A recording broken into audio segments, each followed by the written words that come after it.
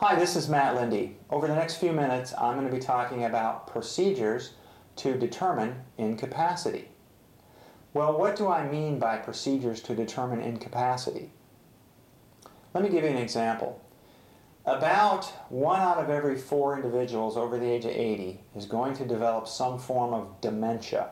Dementia is commonly defined as a disease of the brain. The symptoms are usually impaired short-term memory, and they have what's called impaired executive functioning. Could be another symptom, but impaired executive functioning is very common. Well, what do I mean by impaired executive functioning? Let me give you an example. We had a person a while back who you could tell she was very intelligent at one point in her life, but she clearly was suffering from dementia now. And what was happening is these people from some part of Africa were calling her and telling her that she won the lottery and that she needed to pay a processing charge of several $1,000s. And she had paid the processing charge multiple times. Why? Because of short-term memory, she didn't realize that this had happened before. The other thing that was interesting is that she never played the lottery, so how could she win something she didn't play? Well, she had impaired executive functioning. If I called you on the phone and say, "Oh, congratulations, you've won the lottery. Pay me $5,000 processing charge." You're probably not going to do that. But if you have impaired executive functioning, the ability to reason through something, you might. So what we did is we filed a petition in the circuit court saying that this person lacks capacity, and here's why. When you file that type of petition, you can also file a petition for an emergency temporary guardian, and we actually did there, because when you file a petition for incapacity, say here in the 20th Judicial Circuit, which encompasses Lee County, it might take 6 to 8 weeks from the time you file the petition until a determination is made on the person's capacity.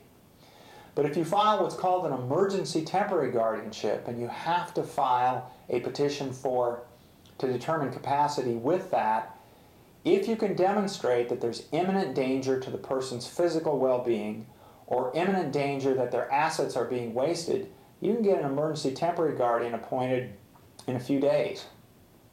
Well, we filed a petition for an emergency temporary guardianship. We filed a petition to determine incapacity.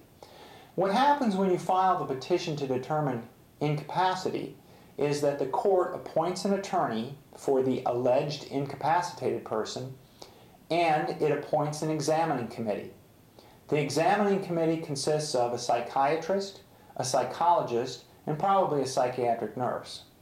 They go examine the alleged incapacitated person, and they write a report to the court. Based on those reports, and a lot of times it's very clear, sometimes it's not, then you have a hearing, and at the hearing the court can find the alleged incapacitated person to be incapacitated, partially incapacitated, or not incapacitated. And here's some of the things, or some of the rights that can be removed.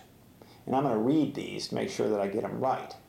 Rights that may be removed from a person by an order determining incapacity, but not delegated to a guardian, include the right to marry. Obviously, you wouldn't delegate a guardian the right to marry a ward.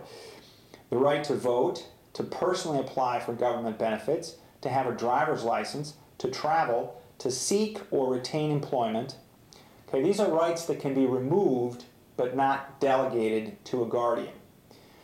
Rights that may be removed from a person by an order determining incapacity and which may be delegated to the guardian include the right to contract, to sue and defend lawsuits, to apply for government benefits, to manage property or make any gift or disposition of property, to determine his or her residence, to consent to medical or mental health treatment, and to make decisions about his or her social environment or other social aspects of his or her life.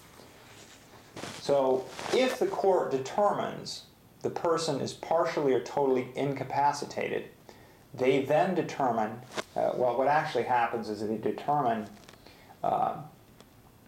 what are the rights that must be removed and the rights that can be delegated.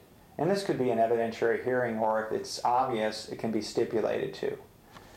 Once they determine that somebody is partially or totally or incapacitated, they then determine, is there a less restrictive alternative, or does a guardian need to be appointed? Now, what is a guardian? That's going to be another video. But essentially, understand this. If you've got somebody who's suffering from some disease and they have lost or are losing capacity, and somebody's taking advantage of them, or they're simply making decisions that are very detrimental to their health or finances, an option for you is to file a petition for incapacity. For additional information, please feel free to contact me. You can do it through the website or directly by telephone.